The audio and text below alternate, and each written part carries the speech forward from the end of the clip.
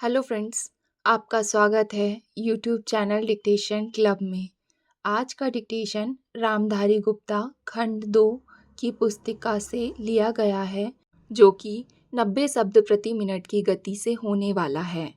इसकी ऑलरेडी 80 शब्द प्रति मिनट की गति से सीरीज़ डाली जा चुकी है, जिसकी प्लेलिस्ट की लिंक आपको नीचे डिस्क्रिप्शन बॉक्स में मिल जाएगी। इसके अलावा रामधारी गुप्ता खंड 1 की प्लेलिस्ट, आनंद मासिक पत्रिका की प्लेलिस्ट, न्यूज़पेपर डिक्टेशन की प्लेलिस्ट की लिंक भी नीचे डिस्क्रिप्शन बॉक्स में मिल जाएगी। इसके अलावा अगर आप अलग से इसकी पीडीएफ चाहते हैं तो नीचे डिस्क्रिप्शन बॉक्स से टेलीग्राम चैनल ज्वाइन कर सकते हैं। और अगर आपको हमारा यह प्रयास अच्छा लगे तो वीडियो को लाइक ज़रूर करें और चैनल को सब्सक्राइब कर लें, ताकि भविष्य में आने वाले डिक्टेशन को आप लिख सकें। तो ज़्यादा समय ना लेते हुए डिक्टेशन स्टार्ट करते हैं 5 सेकंड के बाद।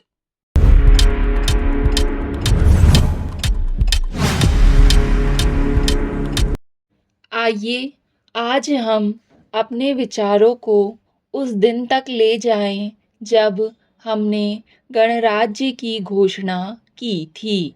अपनी विकास की योजनाओं के संबंध में हमने वास्तव में काफ़ी प्रगति की है, परंतु क्या हम भारत के सब नागरिकों को दरिद्रता, अभाव तथा कष्ट से मुक्त करा पाए हैं? प्रकृति की शक्तियों को अपने अधीन करने और जनता के कल्याण के लिए उन्हें नियंत्रण में लाने की दिशा में भी हम आगे बढ़े हैं, किंतु हम यह नहीं भूल सकते कि कुछ महीने ही हुए हमें भारत के उत्तर पूर्वी प्रदेशों में भयानक बाढ़ का सामना करना पड़ा था, जिसके कारण यातायात के साधन छिन्न भिन्न हो गए और वहाँ की जनता को भारी हानि उठानी पड़ी। निसंदेह साक्षरता, प्रसार और रोगों के निराकरण के महत्वपूर्ण उपाय भी हमने सोचे हैं। यद्यपि अभी भी देश के बहुत से भागों में निरक्षरता और बीमारी पर्याप्त मात्रा में दिखाई देती है, जन कल्याण की योजनाओं को हम बराबर आगे बढ़ाते रहेंगे। यह हमारा दृढ़ संकल्प है, इसमें संदेह नहीं किया जा सकता। इन योजनाओं के पूरे होने के संबंध में जो प्रयास अब तक किया गया है, उससे भी हमें संतुष्ट नहीं होना चाहिए। फिर भी जो कुछ अब तक किया जा सका है, यदि वह बहुत चमत्कारी नहीं दिखता तो उसका कारण यह है कि अभी निर्माण कार्य जारी है और समाप्त नहीं हुआ है। राष्ट्र के निर्माण में समय की आवश्यकता होती है। आज हमारा गणराज्य दिवस है और भारत जैसे प्राचीन राष्ट्र के इतिहास में 5-7 वर्ष की अवधि एक स्वल्पकाल है। आइए अब हम विगत वर्ष की घटनाओं पर नज़र डालें और यह देखें कि विकास के कार्यों और निर्माण योजनाओं की दिशा में हम कहाँ तक आगे बढ़ सकते हैं। यदि मुझसे कहा जाए कि बीते वर्ष की घटनाओं का वर्णन मैं एक वाक्य में करूं, तो मैं कहना चाहूँगा कि संविधान में दिए गए निर्देशों के अनुसार हमने समस्त राष्ट्र के साधनों को ऐसे ढंग से जुटाना आरंभ कर दिया है जिससे यह स्पष्ट हो जाता है कि भारत में कल्याणकारी राज्य की स्थापना का श्री गणेश हो चुका है। पिछले वर्षों में हमने जो संकल्प और दावे किए थे, अब वे मूर्तिमान होने लगे हैं। इसलिए अब यह समझना कठिन नहीं है कि राष्ट्र किधर जा रहा है और आगामी 10 या 15 वर्षों में हम किस स्थिति में होंगे। महान नदी घाटी योजनाओं पर कार्य बराबर जारी है। इनमें से एक योजना भाखड़ा नंगल योजना से बहुमूल्य पानी और बिजली पंजाब, पेप्सू और राजस्थान के भागों को मिलने भी लग गई है। दामोदर घाटी योजना से कुछ समय हुआ बिजली प्राप्त होने लगी थी और हीराकुंड, चंबल तथा दूसरी महान योजनाओं की भांति यह योजना भी यथेष्ट रूप से आगे बढ़ रही है। भाखड़ा नंगल योजना का प्रथम चरण समाप्त होने से अब यह स्पष्ट है कि इन महान योजनाओं के द्वारा देश में कितने महत्वपूर्ण परिवर्तन हो जाएंगे।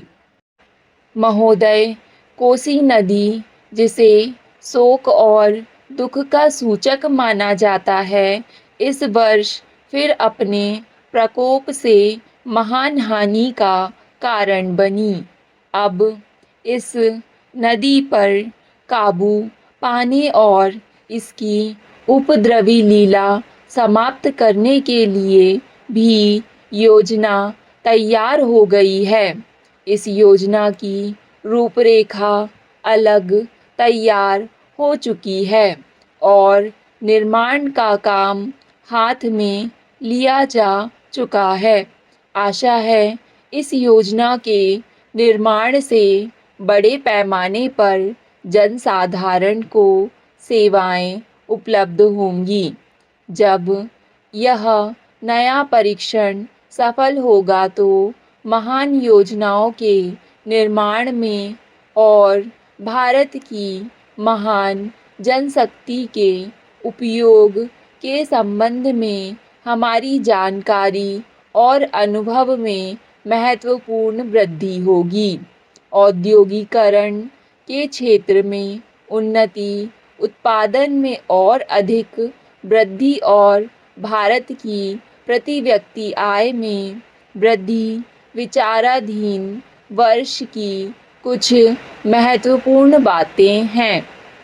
औद्योगिकरण के साथ ही रोजगार के क्षेत्र को विस्तृत करने के प्रयत्न भी बराबर जारी हैं।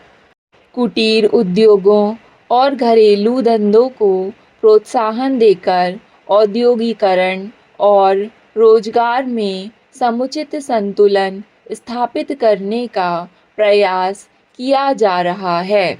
यह बात सभी स्वीकार करते हैं कि यदि भारत के जनसाधारण को उदासीनता और हार मानने की भावना से मुक्त करना है तो बढ़ती हुई बेरोजगारी को दूर करने का उपाय करना होगा।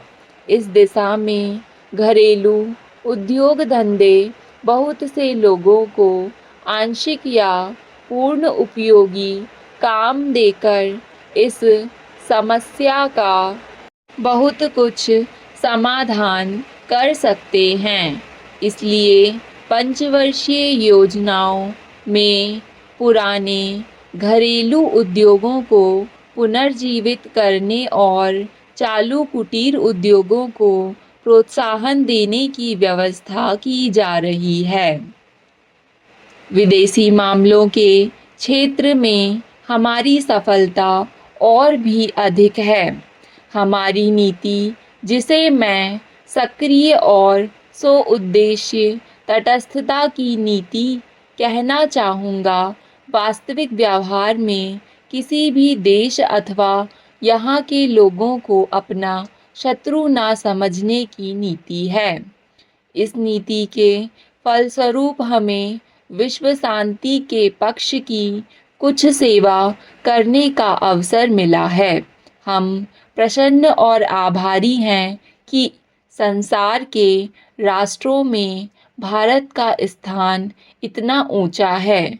इंडोचीन निरीक्षण और नियंत्रण अंतर्राष्ट्रीय आयोग की अध्यक्षता हमने स्वेच्छा से स्वीकार की है और हमारे नागरिक यथासाध्य उस देश में शांतिपूर्ण निर्वाचन संबंधी समस्याओं का सामना कर रहे हैं। हम सभी राष्ट्रीय अथवा अंतर्राष्ट्रीय समस्याओं का निपटारा शांतिपूर्ण ढंग से चाहते हैं। मुझे बहुत प्रसन्नता है कि भारत में फ्रांसीसी बस्तियों की समस्या शांति और सद्भावना के वातावरण में सुलझ सकी है। शांतिपूर्ण प्रणाली की सफलता का वह एक महत्वपूर्ण उदाहरण है। दुर्भाग्य से भारत में पुर्तगाली बस्तियों की ऐसी ही समस्या को सुलझाने की दिशा में प्रगति नहीं की जा सकी।